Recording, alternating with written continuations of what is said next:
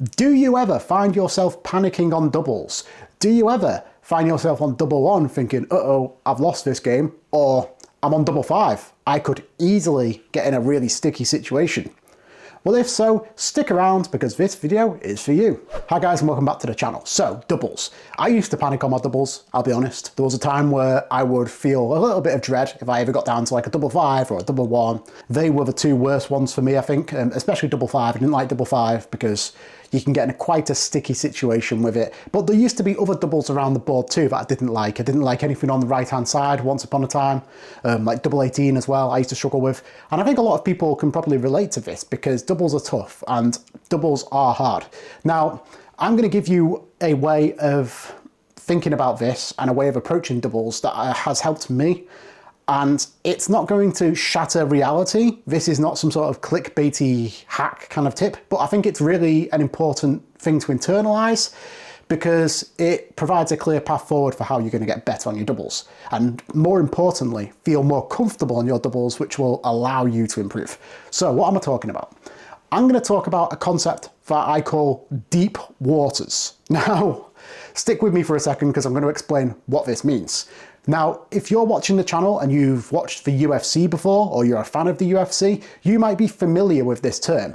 And the term really originates from title fights in the UFC. For anyone who doesn't know, title fights in the UFC are 5 rounds.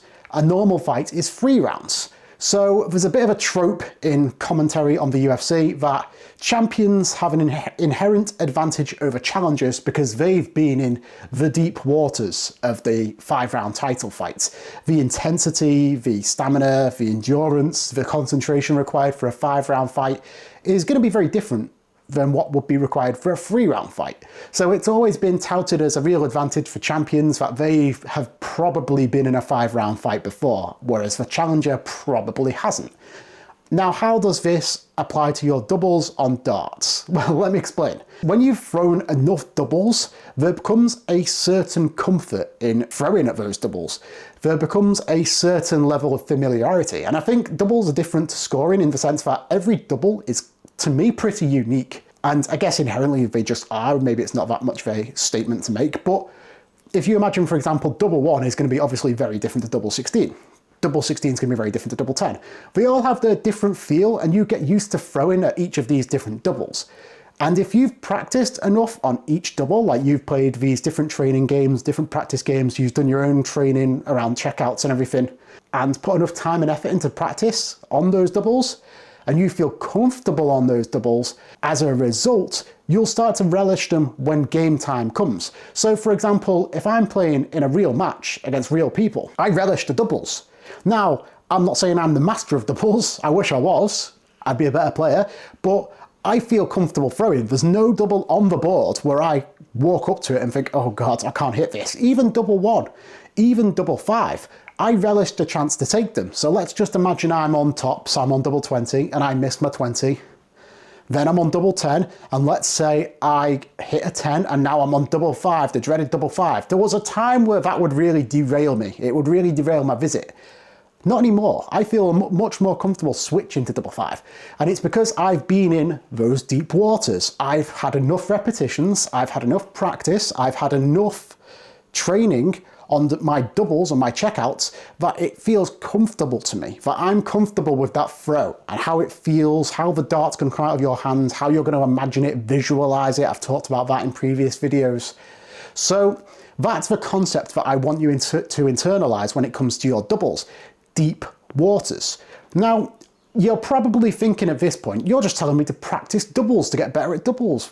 No, Sherlock, I get it. But I think this is a message people need to hear. And I think that the reason people need to hear this message, and this is not meant to be a criticism, I think it's just nature, but the focus for the majority of people is on scoring. It's, I'm gonna go to the board and I'm gonna practice trying to hit 180s. I'm gonna practice throwing at treble 20. I might go around the board and do a little bit of power scoring, and that's great. But I think more people can get more from the game by becoming better at doubles. I'm not going to repeat that common sort of saying about doubles, doubles for dough, but I do just want to sort of acknowledge that they are really important. And I think on the whole, they are a little bit ignored and a little bit undertrained by people trying to get better at darts. And you can see it yourself. You'll see people who can throw good darts, can throw big scores, can throw well, but then they lose the average, they lose matches, they lose legs on doubles because they don't practice enough. So what I want to give you right now is a ratio that's pretty simple and easy to follow, but I would say 50-50 ratio.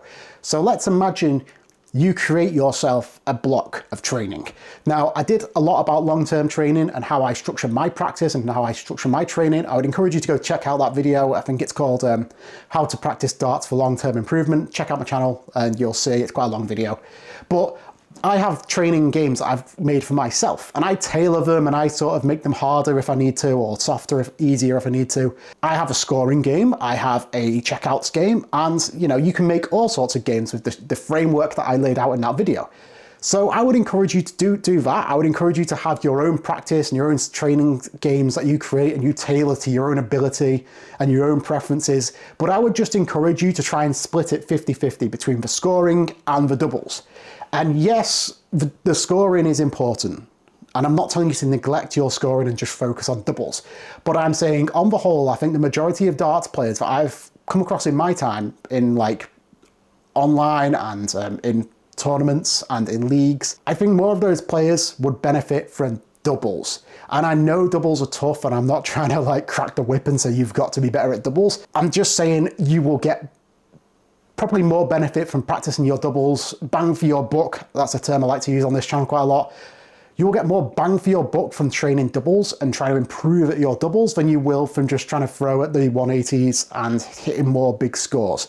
Yes, the scores are great, but ultimately the doubles, I would argue, are a bit more important at this stage. And if you can put the time and the repetitions in, and if you can put the effort in, this is where we circle back to that deep water phrase, that deep water analogy that I used. And by the way, just quickly, UFC, I was crazy into my UFC in like 2009. What a time to be a MMA fan, but not so much anymore. So maybe there isn't even 5-round title fights anymore. I don't even know, but that's not important. What is important is the deep water analogy for you and how it translates to your doubles in a real match.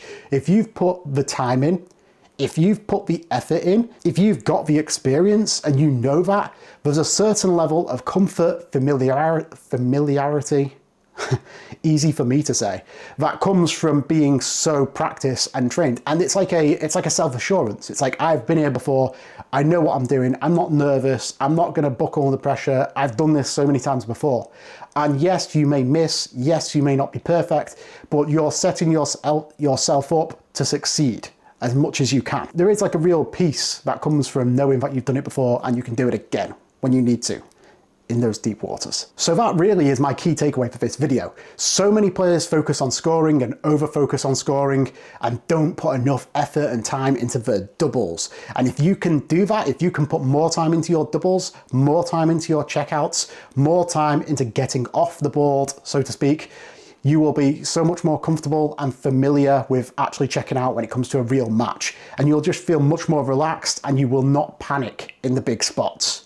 That's my takeaway for this video. So once again, guys, thank you very much for watching. Bit of a simple one today. I didn't want to go too deep. I think people needed to hear this and I hope it helps. Please do whack the subscribe. I don't know where it is, but hit that button. It really does help the channel a lot. Thank you again and I will catch you for the next one. Bye-bye.